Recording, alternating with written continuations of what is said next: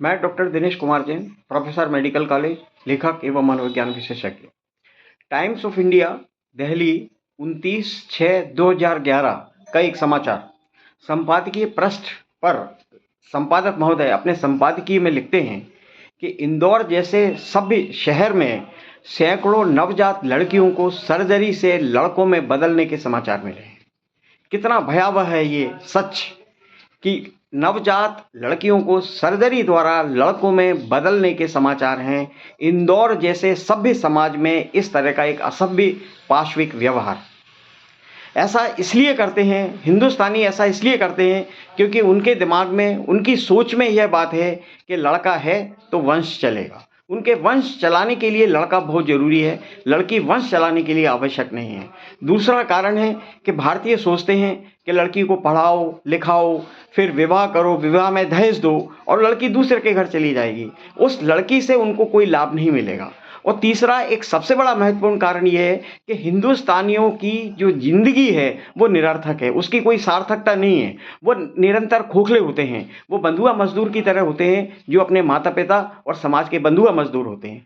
तो इसलिए भारतीय क्या करते हैं कि अपनी जिंदगी को सार्थकता देने के लिए केवल पैसा कमाते हैं, दिन रात पैसा कमाते हैं। और हिंदुस्तानी समाज में एक बड़ी अजीब सी बात है कि जो पैसा कमा लेता है उसको सफल मान लिया जाता है। अब यदि किसी व्यक्ति ने अनाप शनाप पैसा कमा लिया और पैसा कमाकर अपनी जिंदगी को झूठी सार्थकता दे दी, तो उनको उस पैसे के लिए एक वारिस चाहिए और उस वारिस के लिए लड़का होना बहुत जरूरी है।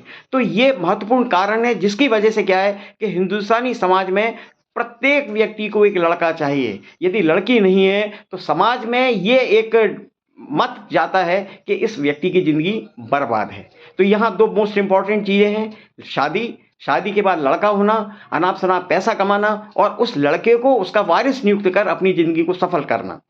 यदि कोई व्यक्ति ऐसा करता है कि पैसा कमा लिया उसने, उसके लड़का है और उसने अनाप शनाप पैसा कमाकर अपना लड़का, लड़के का लड़का, लड़के के लड़का, 7 पीढ़ियों तक का यदि धन उसने जमा कर लिया तो ये माना जाता है कि इस व्यक्ति की जिंदगी बहुत सफल है।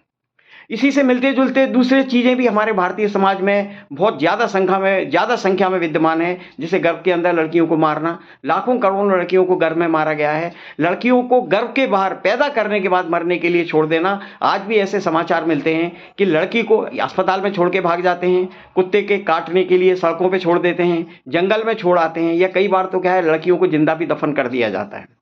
अब यदि हम पश्चिम के समाजों से तुलना करें तो पश्चिम में भी लिंग परीक्षण किया जाता है, लेकिन पश्चिम में जो लिंग परीक्षण किया जाता है उसका मतलब है कि वे अपनी संतान उत्पन्न करने के बाद उसके लिए खिलौने और उसके लिए कपड़ों की व्यवस्था करते हैं। कितना अंतर है भारतीय परिस्थितियों में और पश्चिम की परिस्थितियों में। भारतीय स्थितियों में लिंग परीक्षण इसलिए किया जाता है कि यदि लड़की है तो उसकी गर्भ में हत्या कर दी जाएगी, और पश्चिम में इसलिए किया जाता है कि यदि लड़की है या लड़का जो भी है तो उसके लिंग के हिसाब से उसके खिलौनों और कपड़ों का चयन किया जाता है। अब हम क्या करें?